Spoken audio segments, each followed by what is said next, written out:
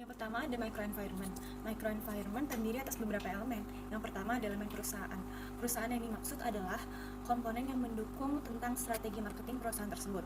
Nah, strategi marketing perusahaan Grab ini memiliki 4 komponen, yaitu yang pertama, mengutamakan konsumen, yang kedua, memiliki tarif yang sesuai, yang ketiga, fokus pada evaluasi, dan yang keempat, peka terhadap kebutuhan konsumen. Yang kedua ada supplier. Supplier dari Grab adalah driver dan tenan-tenan makanan yang ingin mendaftarkan diri kepada Grab. Yang ketiga adalah marketing intermediaries. Marketing intermediaries adalah perusahaan yang membantu aktivitas finansial perusahaan Grab, yaitu adalah perusahaan of wallet. Selanjutnya ada customer market. Customer market ini merupakan customer yang menggunakan layanan Grab untuk menunjang kehidupan dan aktivitas mereka. Dan yang terakhir adalah public. Public dari perusahaan Grab ini terdiri atas 6 bagian, yaitu financial public, media public, government public, citizen action public, local public, dan general public. Selanjutnya ada microenvironment Grab. Konsep microenvironment ini terdiri atas 6 bagian, yaitu yang pertama ada demografi. Demografi sendiri ini bisa meliputi sebagai segmentasi pasar Grab. Biasanya pengguna Grab mencakup seluruh umur, laki-laki maupun perempuan, pekerja maupun pelajar ataupun ibu rumah tangga.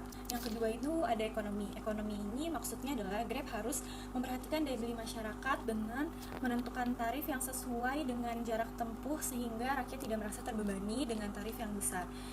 Selanjutnya adalah faktor natural. Seperti yang kita ketahui, pemakaian kendaraan listrik mulai disosialisasikan.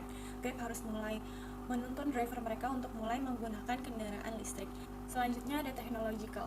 Technological ini dimana Grab harus melakukan penguatan berbasis digital, yang misalnya mereka bisa melakukan pembayaran seperti multi-channel. Selanjutnya adalah political, dimana adanya kebijakan hukum maupun kelompok yang membatasi perusahaan Grab sendiri untuk melakukan aktivitas bisnisnya. Yang terakhir adalah kultural, di mana nilai-nilai dasar yang dianut oleh kelompok masyarakat di suatu daerah. Hal ini dapat termasuk sebagai sistem kepercayaan. Jadi di nomor 2 itu ada penjelasan strategi STP atau segmentation, targeting, dan positioning dari perusahaan Grab yang sudah kami pilih. Yang pertama itu ada segmentasi. Segmentasi market setidaknya harus meliputi 5 komponen, yaitu demografis, psikografis, pengambilan keputusan, perilaku, dan juga pola media. Berdasarkan 5 komponen tersebut, dapat disimpulkan bahwa Grab digunakan oleh hampir seluruh warga Jakarta, baik laki-laki maupun perempuan, dengan rentang umur yang berbeda-beda juga. Jadi kebanyakan dari mereka yang menggunakan aplikasi Grab ini itu artinya mempunyai mobilitas yang tinggi, atau bisa dibilang mereka diharuskan untuk berpergian ke suatu tempat seperti untuk pergi ke sekolah ataupun untuk pergi ke kantor. Lalu untuk pendapatan dari para pengguna aplikasi Grab itu sendiri tidak ditentukan oleh nominal tertentu, karena uang atau harga yang mereka keluarkan itu tergantung sejauh apa tujuan mereka. Jadi dapat digunakan oleh masyarakat kelas manapun, mulai dari kelas bawah sampai kelas atas. Langkah selanjutnya setelah menentukan segmentasi market adalah targeting market, dan perusahaan dapat menentukan 5 pola targeting market. Di antaranya itu ada konsentrasi segmen tunggal, spesialisasi selektif, spesialisasi produk, spesialisasi pasar, dan cakupan pasar penuh. Berdasarkan 5 pola tersebut, maka target market yang cocok untuk Grab adalah spesialisasi selektif. Untuk memenuhi kebutuhan pasar akan layanan transportasi yang aman, nyaman, dan cepat, maka Grab hadir dengan berbagai macam layanan yang dapat digunakan dari mana saja. Yang pertama itu ada Grab Bike menggunakan motor, ada Grab Car, transportasi menggunakan mobil pribadi, ada Grab Taxi, dan ada Grab Hitch. Grab juga menghadirkan layanan antar barang, bisa disebut sebagai Grab Delivery ataupun Grab Parcel. Selain mengantar barang, Grab juga menghadirkan layanan untuk memesan makanan, bisa disebut sebagai Grab Food. Jadi dapat disimpulkan bahwa Grab memiliki segmentasi yang lebih selektif dibandingkan pesaingnya, yaitu Gojek. Para pengguna dibebaskan menggunakan layanan yang Grab berikan sesuai dengan kebutuhan mereka masing-masing. Selanjutnya ada positioning market.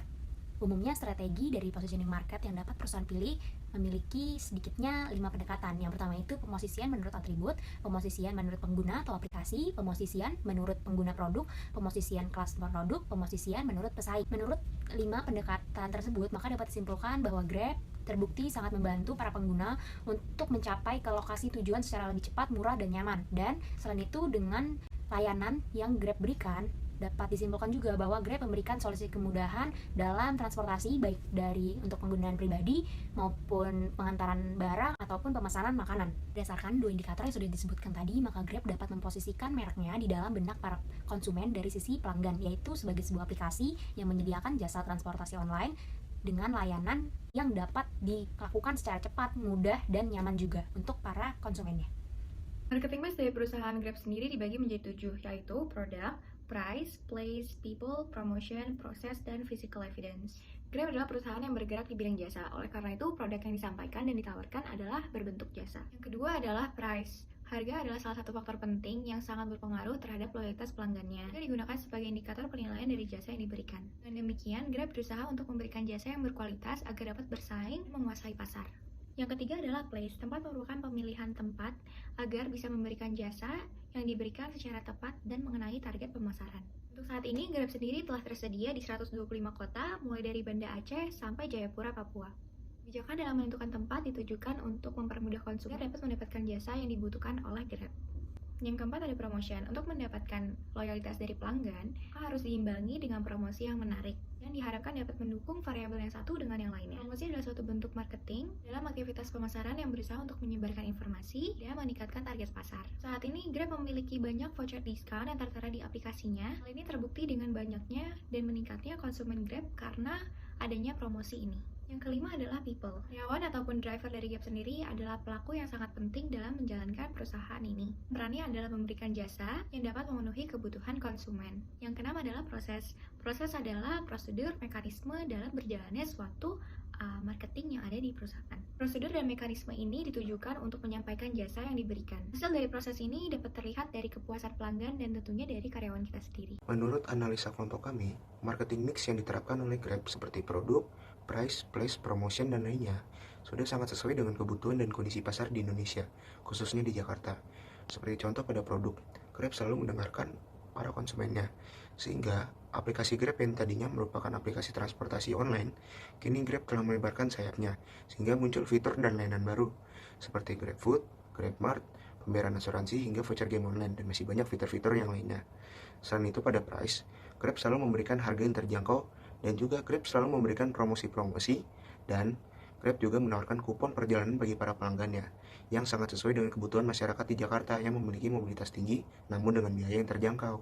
Dan yang terakhir ada Proposed Action to Improve Marketing Mix, Program Effectiveness, yaitu ada 7P, yaitu ada Product, Price, Place, Promotion, People, Process, and Physical Evidence. Product, yaitu Grab menawarkan jasa transportasi, pengiriman barang, pesan antar dan belanja, serta yang lain-lain. Kemudian ada Price, Grab menawarkan harga berdasarkan jarak yang ditempuh, dan juga pembayaran melalui e-wallet seperti OVO, dan juga kartu kredit bank BUMN dan bank swasta. Ketiga ada Place, Grab ditempatkan di kawasan kota besar di seluruh Indonesia, dan saran yang diusulkan dengan menghadirkan Grab juga di tempat-tempat kecil.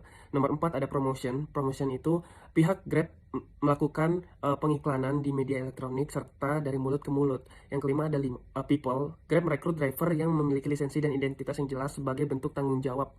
Dan yang keenam ada Proses, yaitu Grab akan mencarikan driver yang posisinya dekat dengan konsumen, lalu setelah mendapatkan driver, maka driver Grab akan menghubungi konsumen. Dan yang ketujuh ada Physical Evidence, yaitu adanya fasilitas yang disediakan Grab, diantaranya adalah pelayanan yang responsif, ramah, dan adanya jaminan kesehatan. Sekian dari kelompok kami, terima kasih.